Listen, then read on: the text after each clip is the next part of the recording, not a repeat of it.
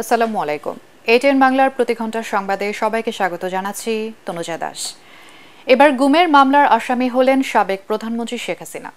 2015 সালে রাজধানীর উত্তরা থেকে গুম করার অভিযোগে সাবেক প্রধানমন্ত্রী শেখ হাসিনা, সাবেক স্বরাষ্ট্রমন্ত্রী আসাদুজ্জামান খান, সাবেক আইনমন্ত্রী আনিসুল হক, আইজিপি শহীদুল হক, র্যাব মহাপরিচালক বেনজির আহমেদ এবং অজ্ঞাত 25 সদস্যের বিরুদ্ধে আদালতে মামলা করেছেন ভুক্তভোগী আইনজীবী অ্যাডভোকেট সোহেল রানা।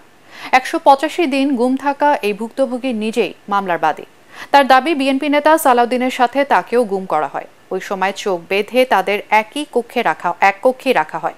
গণহত্যার অভিযোগে শেখ হাসিনা এবং তার সরকারের মন্ত্রীসহ 10 জনকে আসামি করে আন্তর্জাতিক অপরাধ ট্রাইব্যুনালে অভিযোগ গ্রহণ করেছে তদন্ত সংস্থা।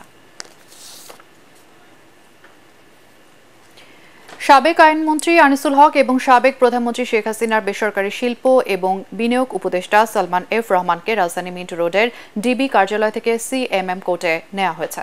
আদালতে হাজিরের পর তাদের রিমান্ড চাওয়া হবে বলে জানিয়েছেন সংশ্লিষ্টরা। গতকাল রাজধানীর সদরঘাট থেকে তাদেরকে আটক করা হয়। এ সময় দাড়ি গোঁফ কেটে লুঙ্গি পরে ছদ্মবেশে ছিলেন সালমান এফ রহমান।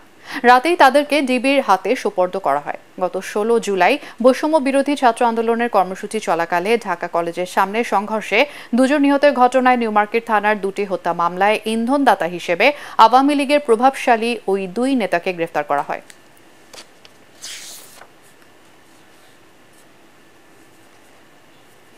দর্শক, এই মুহূর্তে সিএমএম কোর্টে আছেন আমাদের সহকর্মী ইমদাদুল্লাহ বাবু। কথা বলছি তার সাথে।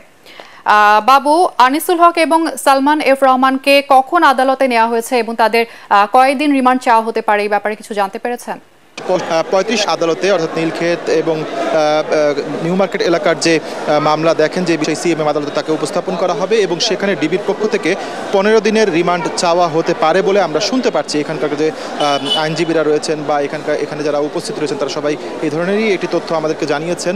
তো সেই বিষয়ে আমরা যতটুকু শুনেছি যে এখানে তাদেরকে আদালতে উপস্থাপন করা হলে সেটি বিস্তারিত জানা যাবে বিচারের আদেশের পর। তো আরও একটু বিষয় আপনাকে জানিয়ে রাখি, যেহেতু এখানে আপনি জানেন যে সাবেক প্রধানমন্ত্রী শেখ হাসিনার বিরুদ্ধে কিন্তু বেশ কয়েকটি মামলার খবর। বাবু, আপনাকে ধন্যবাদ। কোটা সংস্কার এবং এক দফার ছাত্র আন্দোলন ঘিরে প্রায় 1 মাস বন্ধ থাকার দেশের সব প্রাথমিক বিদ্যালয় খুলেছে আজ। এক বিজ্ঞপ্তিতে প্রাথমিক এবং গণশিক্ষা মন্ত্রণালয়ের আওতাধীন সব সরকারি প্রাথমিক বিদ্যালয়, শিশু কল্যাণ প্রাথমিক বিদ্যালয় এবং উপানুষ্ঠানিক শিক্ষা ব্যুরোর লার্নিং সেন্টারগুলোকে পুরোদমে শ্রেণী কার্যক্রম চালুর নির্দেশ দেওয়া হয়েছে। একই সাথে প্রাথমিক এবং গণশিক্ষা মন্ত্রণালয় থেকে 3 আগস্ট ক্লাস বন্ধ রাখার নির্দেশনা দিয়ে জারি করা অফিস আদেশ তুলে নেওয়া হয়।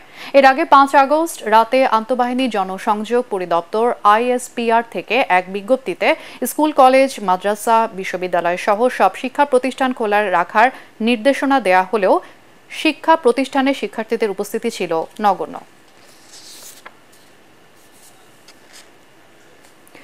কোটা বিরোধী আন্দোলনে পুলিশের গুলিতে নিহত বেগম রোকেয়া বিশ্ববিদ্যালয়ের শিক্ষার্থী আবু সাইদের পরিবারের সাথে দেখা করেছেন বিএনপি মহাসচিব মির্জা ফখরুল ইসলাম আলমগীর। কিছুক্ষণ আগে পীরগঞ্জের জাফরপাড়া বাবনপুর গ্রামে পৌঁছে আবু সাইদের কবর জিয়ারত করেন বিএনপি মহাসচিব। পরে মরহুমের বাড়িতে গিয়ে পরিবারের সদস্যদের সান্ত্বনা দেন এবং তাদের খোঁজ খবর নেন মির্জা ফখরুল। এ সময় ভারপ্রাপ্ত চেয়ারম্যান তারেক রহমানের পক্ষ থেকে আবু সাইদের পরিবারকে সব ধরনের সহায়তা এবং পাশে থাকার কথা জানান বিএনপির মহাসচিব। কোটা বিরোধী আন্দোলনে নেতৃত্ব দিতে গিয়ে গত 16 জুলাই রংপুরে পুলিশের গুলিতে নিহত হন বেগম রোকেয়া বিশ্ববিদ্যালয়ের ইংরেজি বিভাগের শিক্ষার্থী আবু সাইদ। আর এই ছিল এখনকার সংবাদ। আমাদের এটিএন বাংলা সংবাদ ইউটিউবে দেখতে ব্রাউজ করুন youtube/ATN Bangla News। আমাদের সাথে থাকার জন্য ধন্যবাদ।